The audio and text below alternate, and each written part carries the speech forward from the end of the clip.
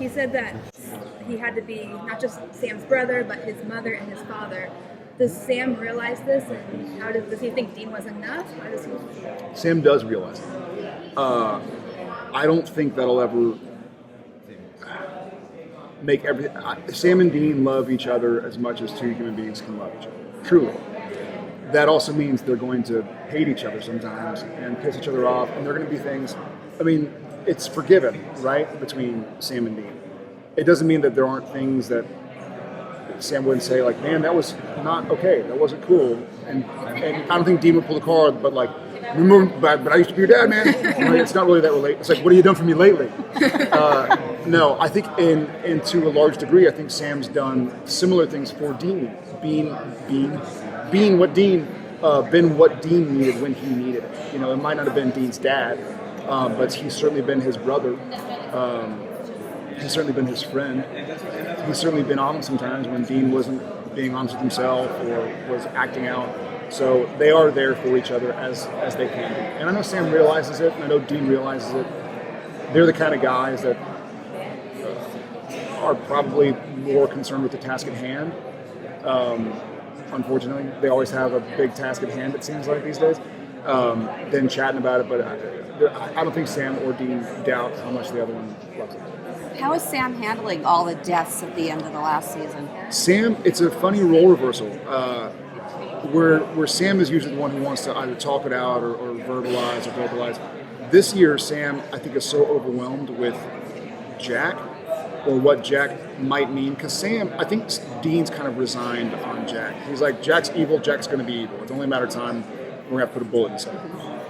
Where Sam is like, no, we have to nurture him. I think Sam sees a lot of himself in Jack. You know, Sam was meant to do evil things as well.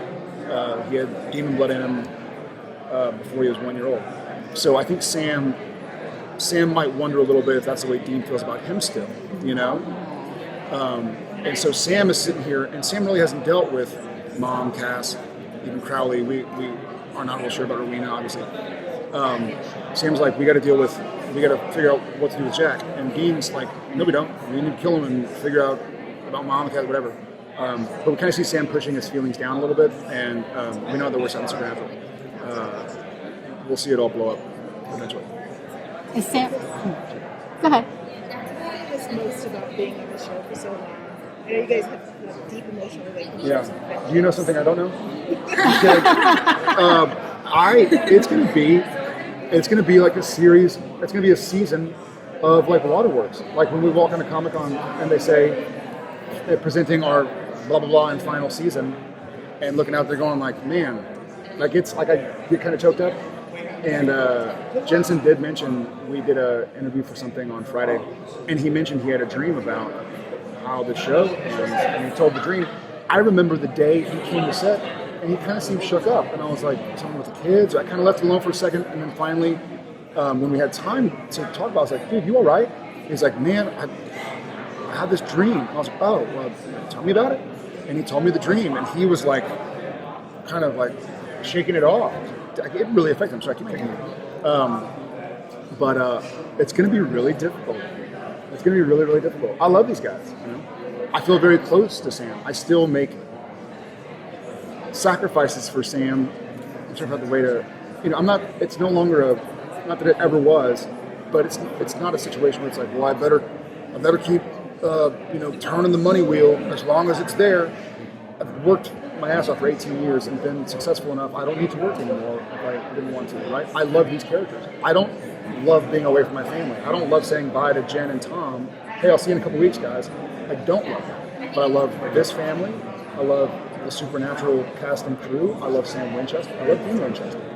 And it's going to be hard to lose those. Luckily, in our Supernatural universe we've all created together, things can always happen, you know? I don't think it'll ever be, what's the difference?